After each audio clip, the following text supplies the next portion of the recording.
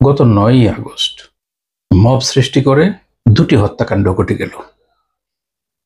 কথা বলছি রংপুর জেলার তারাগঞ্জ উপজেলার যে বুড়িরহাট উচ্চ বিদ্যালয়, সেই বুড়িরহাট বটতলা মোড়ের বুড়িরহাট উচ্চ বিদ্যালয়ের মাঠে গত ৯ই আগস্ট শনিবার রাত ৮:৩০টার সময় দুটি নিরপরাধ মানুষকে নৃশংসভাবে পিটিয়ে হত্যা করা হয়। এই মব সৃষ্টিতে যারা যুক্ত, এই মব সৃষ্টিতে যারা সহযোগিতা করেছেন, আমরা তার নিন্দা জানাই। আমরা আইনের দৃষ্টিতে তাদের উপযুক্ত বিচার চাই, তাদের কঠিন থেকে কঠিনতর বিচার দাবি করছি। সারা দেশব্যাপী বিভিন্ন সামাজিক সংগঠন, রাজনৈতিক সংগঠন, সরকার বারবার বলছে এই মব সৃষ্টি থেকে বিরত থাকার জন্যে, কিন্তু আমরা দেখতে পেলাম শুধুমাত্র গত ১ বছরেই ১১১ জন মানুষ এই মব সৃষ্টির কারণে প্রাণ দিয়েছেন। আইনি ভাষায় একটি কথা রয়েছে যা সকলেরই জানা, ১০ জন অপরাধী ছাড় পেয়ে যাক, সমস্যা নেই, কিন্তু একজন নিরপরাধ মানুষও যেন দণ্ডপ্রাপ্ত না হয়। কিন্তু সেই রংপুর জেলার তারাগঞ্জ উপজেলার বুড়িরহাট উচ্চ বিদ্যালয়ের মাঠে যে হত্যাকাণ্ডটি ঘটল, একজন ভ্যান চালক আর একজন হচ্ছে মুচি, এই দুইজনকে যেভাবে নৃশংসভাবে হত্যা করা হলো, সেখানে সামাজিক যে মানুষগুলো ছিল, হাজার হাজার মানুষ উপস্থিত ছিল, তাদের বিবেক বোধের মধ্যে সেটা কি একবারের জন্যও স্থান পেল না যে তাদের প্রতি অন্যায় করা হচ্ছে কিনা? তারা বারবার তাদের পরিচয় দিয়েছে, কিছুই লাভ হয়নি, কেউ শোনেনি তাদের কথা। তারা বলেছে তারা চোর না, কিন্তু তাদেরকে চোরের চেয়েও বড় ডাকাত বলে অভিহিত করা হয়েছে। তাদেরকে উত্তেজনা তৈরি করে, মব তৈরি করে পিটিয়ে হত্যা করা হয়েছে। এভাবে পিটিয়ে হত্যা করা যেহেতু আইনসঙ্গত নয়, মানবাধিকারের পরিপন্থী, তাই এই দোষীদের বিরুদ্ধে সর্বোচ্চ শাস্তির ব্যবস্থা নিতে হবে, যেন ভবিষ্যতে এই ধরনের মব সৃষ্টি করে হত্যাকাণ্ড ঘটানোর মতো সাহস কেউ না দেখায়। আমরা যদি একটু আমাদের দেশের সেই গণপ্রজাতন্ত্রী বাংলাদেশ সরকারের যে সংবিধান, সেই সংবিধানের দিকে তাকাই, তাহলে আমরা ৩১ ও ৩২ অনুচ্ছেদ অনুযায়ী দেখব যে একজন মানুষের অধিকার রয়েছে বেঁচে থাকার, এবং অধিকার রয়েছে তার বেঁচে থাকার জন্য যে আইনি সুরক্ষা, আইনি নিরাপত্তা সেটি পাবার। রাষ্ট্র এবং জনগণের মধ্যে যে চুক্তি, এই সংবিধান, সেখানে সুস্পষ্টভাবে উল্লেখ রয়েছে যে মানুষকে সেই নিরাপত্তার দায়িত্বটি সরকার তথা রাষ্ট্রকেই নিতে হবে। আমরা চাই আইনের যথাযথ প্রয়োগ ঘটুক, মানুষ তার পেশাগত জীবন ও নিরাপত্তা নিয়ে এই দেশে বেঁচে থাকুক। এই মব সৃষ্টির ফলে আমাদের দেশে একটি অস্থিরতা বিরাজ করছে, সাধারণ মানুষ আতঙ্কের মধ্যে রয়েছে। আমরা সেই আতঙ্কের অবসান চাই। এই বিচারহীনতার যে সংস্কৃতি, আমরা তার অবসান চাই। আইনের যথাযথ প্রয়োগেই পারে এই সমস্ত সমস্যার সমাধান দিতে, জনমনে স্বস্তি ফিরিয়ে নিয়ে আসতে। গতকাল ১৩ই আগস্ট কথা বলছিলাম তারাগঞ্জ উপজেলার যে তারাগঞ্জ থানার ওসি সাহেব, তার সাথে এই বিষয়টিকে কেন্দ্র করে। ওসি সাহেব তার কথোপকথনের ভিতর দিয়ে বলছিলেন তারাগঞ্জ যে থানা, সেই থানা থেকে যে ঘটনাস্থল, এই ঘটনাস্থলের দূরত্ব যথেষ্টই। তিনি মোট ৮ জন সদস্যকে পাঠিয়েছিলেন, কিন্তু এই হাজার হাজার মানুষের সামনে এই ৮ জন সদস্য টিকতে পারেনি, অসহায় বোধ করেছে। উপস্থিত জনতা তাদেরকে সহায়তা করেনি, অবশেষে তারা সেখান থেকে ফেরত চলে গিয়েছে। আমরা পত্রপত্রিকা এবং মিডিয়াতে দেখলাম এই ৮ জন পুলিশ সদস্যকে বহিষ্কার করা হয়েছে, পুলিশ লাইনে ক্লোজ করা হয়েছে। পুলিশের অবহেলাটি এখানে সুস্পষ্ট, কিন্তু বাস্তবতা যদি আমরা একবার বিবেচনা করি, ৮ জন পুলিশ সদস্য কোনোভাবেই কি সেই ৩-৪ হাজার মানুষের সাথে মোকাবিলা করতে পারবে? আমাদের দৃষ্টিতে অসম্ভব। যাক, তাদেরকে বহিষ্কার করা হয়েছে, পুলিশ লাইনে ক্লোজ করা হয়েছে, পরবর্তী ঘটনাটি সকলেরই জানা। সেনাবাহিনীর সদস্যরা সেখানে আসেন এবং এই দুইজন ভিকটিম রূপলাল দাস এবং তার ভাগ্নি জামাই প্রদীপকে উদ্ধার করে হাসপাতালে পাঠানোর ব্যবস্থা করেন। ওসি সাহেব আমাকে বলছিলেন, যখন ভিকটিমদেরকে এই সেনাবাহিনীর সহায়তায় আমরা উদ্ধার করতে সক্ষম হই, তখন তাদেরকে গাড়িতে উঠাবো, এই দেহ দুটিকে আমাদেরকে স্থানীয় জনতা সহায়তা করেনি। যাক, সেটি দুঃখজনক ঘটনা।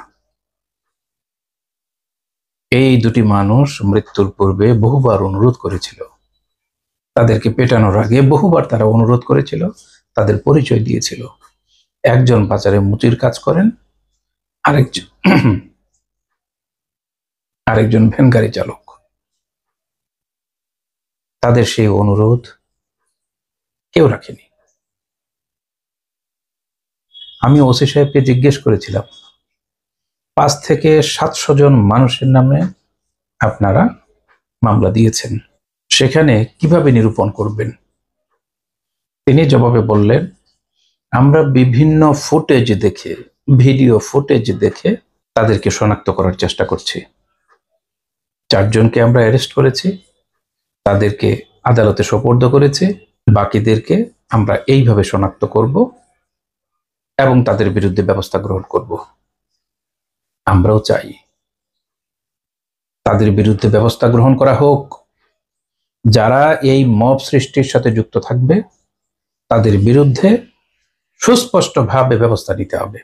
পাশাপাশি আরেকটি কথাও বলতে চাই, যারা কিনা এই মবটি তৈরি করলেন, উত্তেজনাবশত 2 জন নিরপরাধ মানুষকে হত্যা করলেন। পরবর্তীতে কি দাঁড়ালো? গ্রাম পুরুষ শূন্য হয়ে গেল, গ্রাম মানুষ শূন্য হয়ে গেল। এবার আইন আমলে আসার ভয়ে সকলে যার যার পেশা থেকে নিজেদেরকে সরিয়ে পালিয়ে রইলেন। তাহলে এই মব সৃষ্টির দরকার কি ছিল? বারবারই বলা হয় যে আইন সেটি সাধারণ মানুষ নিজেদের হাতে তুলে নেওয়া যাবে না। ক্যাপিটাল পানিশমেন্ট যদি দিতে হয় সেটি আদালত দিবে, অন্য কেউ নয়। কিন্তু এখানে মানুষ যদি সেই ক্যাপিটাল পানিশমেন্ট দিতে চায় তাহলে সে নিজেও আইন আমলে আসবে।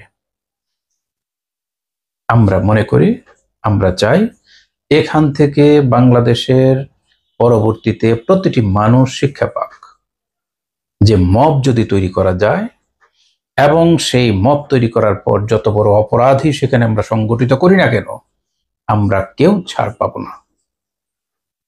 প্রত্যেকেই আমরা আজ অথবা আগামীকাল আইন আমলে আসব। এখানে আইনের যে প্রয়োগ সেটি যথাযথভাবে হোক, যথাযথভাবে প্রয়োগ ঘটুক, সেটি সকলেরই প্রত্যাশা। আমরা আজকে আমাদের এই কথার মাধ্যমে সকলের কাছে একটি বার্তা পৌঁছে দিতে চাই, যে বার্তাটি আমরা সম্মানিত ওসি সাহেবকেও বলেছিলাম, সেই বার্তাটি আবার সকলের মধ্যে আমরা পৌঁছে দিতে চাই।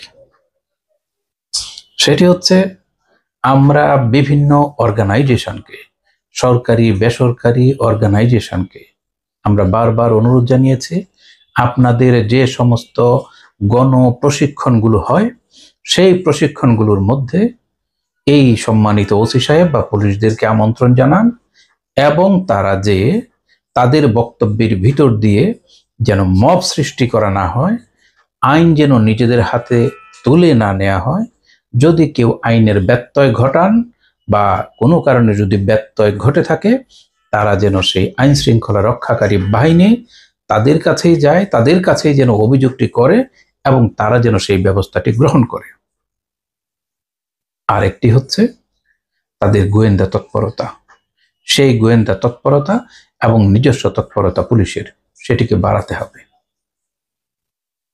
যদি তারা বিভিন্ন প্রশিক্ষণে যান এবং যে সাধারণ মানুষের সাথে তাদের সেই ইন্টারাকশনটি হয়, আমরা মনে করি এই অপরাধটি অনেকাংশে কমে আসবে।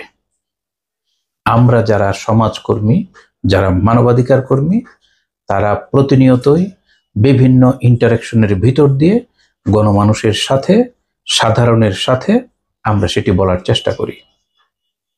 যে আইন প্রয়োগ করার জন্য আইনের যে সমস্ত উইংস রয়েছে তারাই সেটি করুক। কেউ যেন আইন নিজের হাতে তুলে না নেয়, কেউ যেন নিজের হাতে আইন তুলতে যে আরেকটি বড় অপরাধ করে নিজেকেই যেন আবার আইনের হাতে তুলে না দেয়। সবশেষে বলতে চাই, মব সৃষ্টি বন্ধ করতে হবে। মব সৃষ্টি করে বড় কোনো অপরাধ বা ছোট কোনো অপরাধ সেটিও বন্ধ করতে হবে, আইনের প্রয়োগও করতে হবে।